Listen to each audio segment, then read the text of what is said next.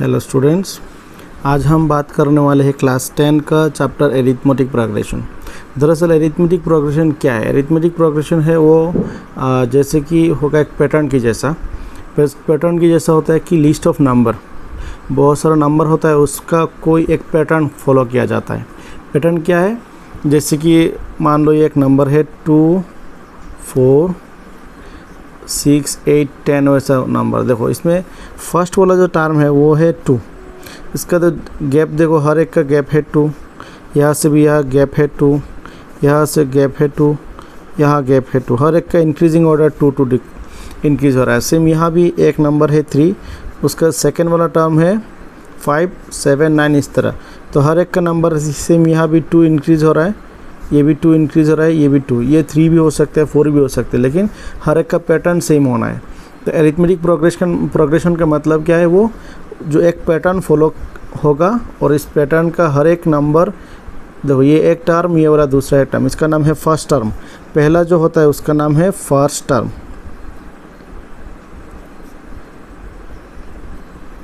उसका नाम होगा फर्स्ट टर्म, ये है सेकंड टर्म। और इन दोनों का जो अंतर है, डिफरेंस है, उसका नाम है कॉमन डिफरेंस। वो कॉमन क्यों है?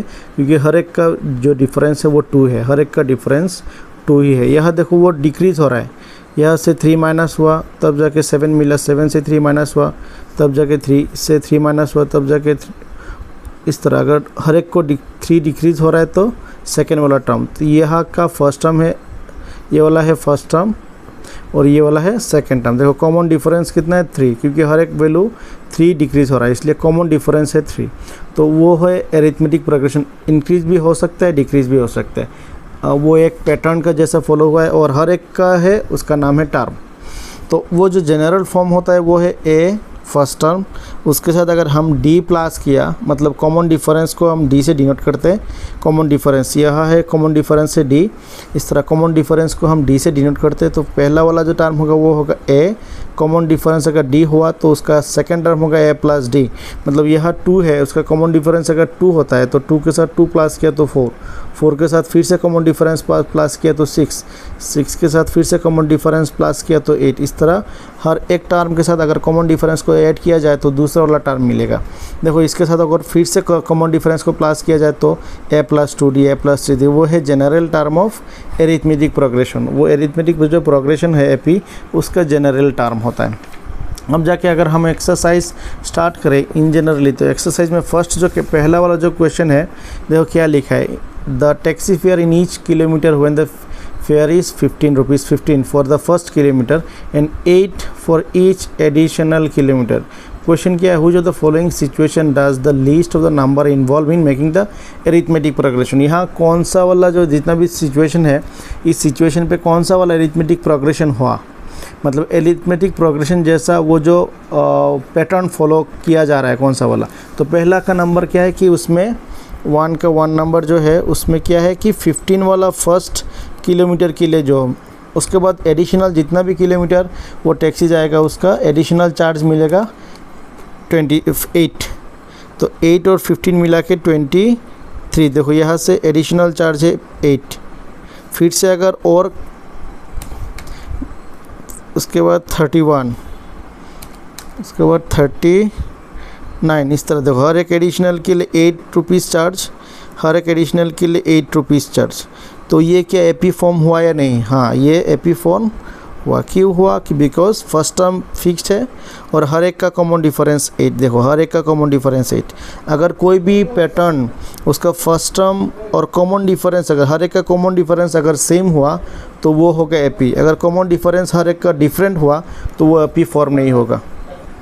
अगर हर एक का कॉमन डिफरेंस सेम होता है तो वो एपी फॉर्म करेगा, अगर वो हर एक का कॉमन डिफरेंस अलग अलग हुआ तो वो एपी फॉर्म नहीं होगा। तो ये हुआ एपी, क्योंकि हर एक का कॉमन डिफरेंस सेम है। अब जाए कि दूसरा नंबर जो क्वेश्चन है उसमें क्या लिखा है? दूसरा नंबर क्वेश्चन लिखा है the amount of air present in a cylinder when the vacuum pump remove 1/4 of the remaining cylinder eight A time. मतलब जो भी है, सपोज़ हम अगर इसको स्टार्टिंग 1/4 लिखते हैं, स्टार्टिंग अगर 1/4 होता है उसके अंदर वैक्यूम जो, उसका सेकेंड वाला होगा 1/4 का 1/4, तो क्या मिला उसका वैल्यू 1/16। उसके बाद फिर से 1/4, मतलब 1/16 का 1/4, तो क्या होगा 1/60 फोर्थ तो देखो पहला जो टर्म है 1/4, सेकेंड वाला टर्म है 1/16, थर्ड वाला टर्म है 1/64, फोर्थ वाला टर्म जो है तो 1/64 इंटू 1/4 वो मिला हो 1/256, वो हुआ फोर्थ। सपोज़ ये है फर्स्ट टर्म, ये मिला सेकेंड टर्म, ये मिला थर्ड टर्म और ये मिला फोर्थ टर्म। हमें चेक करना है कि ये एपी हुआ या नहीं। अगर हर एक का कॉमन डिफरेंस सेम हुआ तो होगा एपी। तो अगर इन दोनों का डिफरेंस देखो 1/16 से अगर हम 1/4 को माइनस करें, 1/16 से अगर 1/4 को माइनस करें तो वैल्यू क्या मिलेगा, वो नेगेटिव हो रहा है। देखो नेगेटिव हो रहा है क्योंकि सेकेंड टर्म। अब डी का वैल्यू कैसे निकालते हैं, कॉमन डिफरेंस का वैल्यू कैसे निकालते हैं। कॉमन डिफरेंस होगा सेकेंड टर्म मतलब A2 minus A1। Second term A2 का मतलब है सेकेंड टर्म और A1 का मतलब फर्स्ट टर्म। जैसे कि यहाँ फर्स्ट जो टर्म था उसको हम A1 लिख सकते हैं, सेकेंड टर्म को हम A2 लिख सकते हैं, थर्ड को हम A3 लिख सकते हैं। इस तरह अगर डी निकालना है तो A2 minus A1 second term minus first term, या फिर थर्ड टर्म माइनस, या फिर third term minus second term, वो भी कर सकते हैं। डी का वैल्यू हर एक समय इक्वली होगा। तो 1/16 को अगर 1/16 से अगर 1/4 को माइनस करें तो 1 माइनस 4 उसका वैल्यू होगा -3/16, वो हुआ डी। Suppose D. अब यहाँ चेक करते third term minus second term, 1/64 minus 1/16 उसका एलसीएम होगा 64, 1 माइनस 4 तो वैल्यू हुआ -3/64। तो देखो डी का वैल्यू पहला मिला -3/16, सेकेंड टाइम मिला -3/64, दोनों का वैल्यू सेम नहीं है। दैट इज़ ये एपी फॉर्म नहीं होगा क्योंकि हर एक का कॉमन डिफरेंस अलग अलग। क्योंकि सपोज़ ये D1 हम D1 लिखते हैं, सपोज़ इन दोनों का डिफरेंस D1 और इन दोनों का डिफरेंस सपोज़ D2। सो D1 का वैल्यू D2 के साथ मैच नहीं हो रहा, तो दो डिफरेंस अलग अलग हुआ, तो ये एपी फॉर्म नहीं होगा। This situation can not be form an AP, this situation AP form नहीं होगा। इस तरह हम बाकी क्वेश्चन का भी हम देख सकते हैं कि cost of digging well, every metre is digging first 150 metre for first metre, बाकी जो है वो 50 पर मीटर वो हो जाएगा क्योंकि पहला होगा 150, उसके बाद 150 ऐड होगा, उस 150 ऐड होने के बाद वैल्यू जो मिलेगा पहला होगा 153 नंबर 150 से स्टार्ट होगा, दूसरा वाला 50 ऐड होगा हर एक सब नेक्स्ट मीटर के लिए। तो अगर इसके साथ 150 ऐड हुआ तो होगा 200, उसके बाद फिर से 150 ऐड करोगे तो 250, 300, 350, इस तरह 50-50 इंक्रीज हो। देखो ये हुआ फर्स्ट टर्म, इसका डिफरेंस है 50, ये हुआ सेकेंड टर्म, इसका भी डिफरेंस है 50, ये हुआ थर्ड टर्म, इसका भी नेक्स्ट डिफरेंस है 50। तो हर एक का डिफरेंस 50, दैट इज़ ये फॉर्म हुआ। दिस वाला फॉर्म करेगा पी फॉर्म होगा। अब जाके सेम अगर हम थर्ड नंबर चेक करें वो भी हो सकते नहीं भी, चेक करते क्या होता है।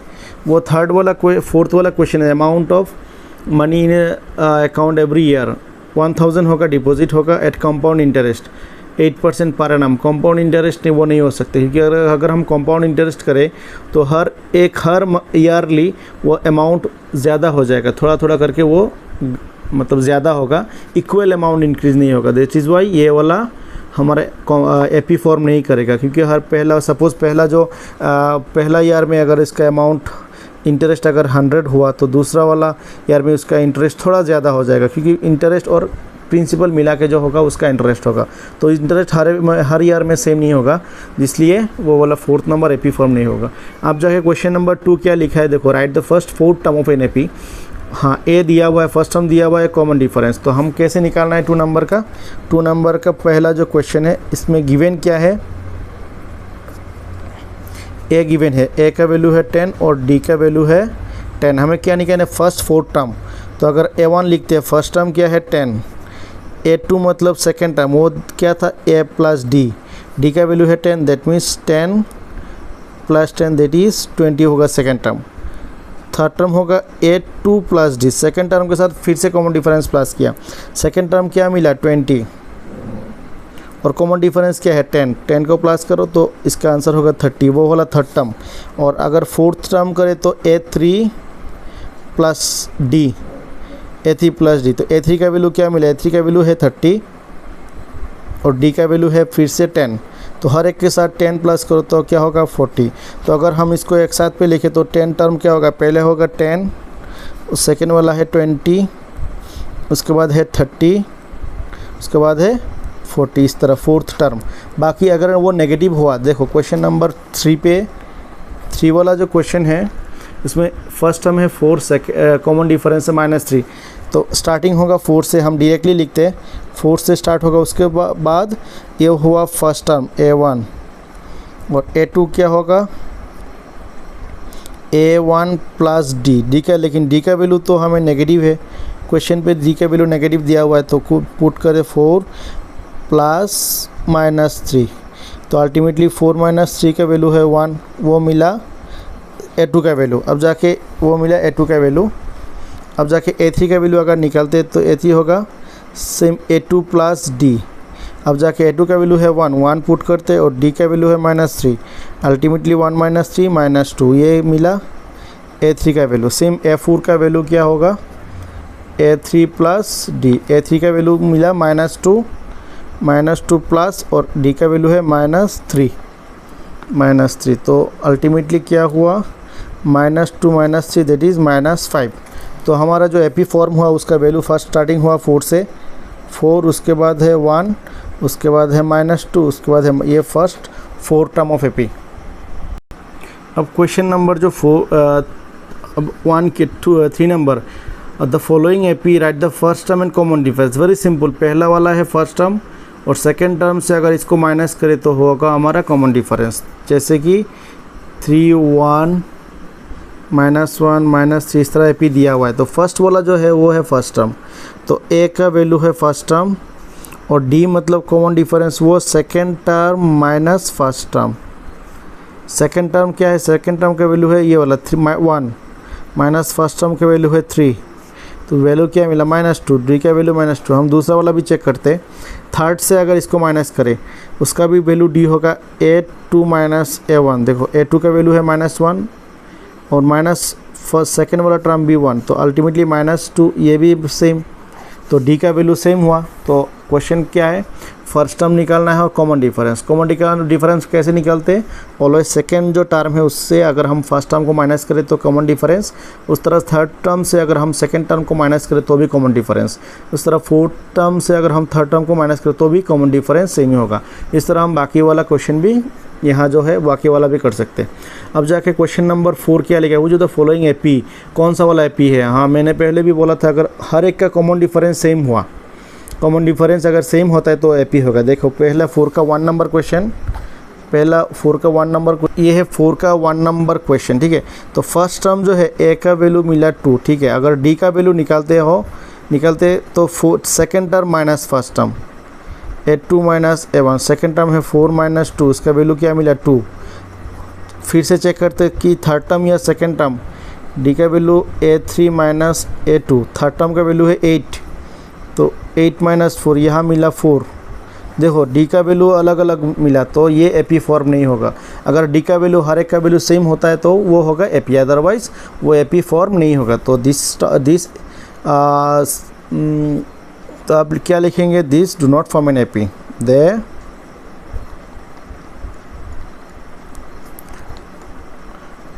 फॉर्म एन एपी, वो एपी फॉर्म नहीं होगा क्योंकि कॉमन डिफरेंस सेम नहीं है। अगर रीजन लिखना है तो लिखने की क्या, since the common difference are not equal so it is do not form an AP. दूसरा वाला भी हम चेक करते हैं, अगर देखो अगर इस तरह अगर इसको चेक करते, सपोज ये वाला क्वेश्चन नंबर 4, तो 4 का देखो फर्स्ट टर्म क्या है, फर्स्ट टर्म है -10 और सेकेंड टर्म है -6, थर्ड टर्म क्या है -2। अब हम चेक करते हैं कि डी का वैल्यू सेम हुआ या नहीं। D second term minus first term मतलब A2 - A1, तो A2 का वैल्यू है -6 माइनस A1 का वैल्यू है, दैट मीन्स -6 + 10, उसका आंसर हुआ 4। डी का वैल्यू पहले 4 मिला। फिर से चेक करते कि A3 - A2 का सेम होता है नहीं। A3 का वैल्यू क्या है -2 माइनस A2 का वैल्यू है -6। देखो -2 माइनस से +6, उसका आंसर भी 4 मिला। देखो दोनों डी का वैल्यू सेम है, दैट इज़ ये फॉर्म होगा, yes it forms an AP, ठीक है। तो ये वाला एक्सरसाइज 5.1 अब हम नेक्स्ट स्टार्ट करेंगे 5.2 दूसरा वाला वीडियो में। So thank you for watching.